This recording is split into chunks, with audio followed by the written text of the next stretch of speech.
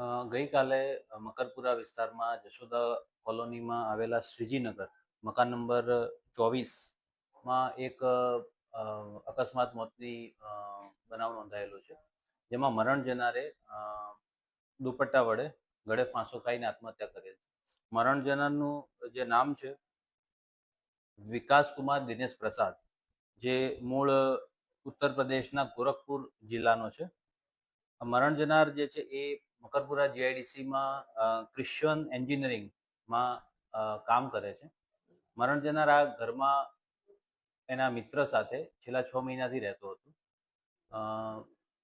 આ બનાવમાં તેના મિત્ર, જેનું નામ છે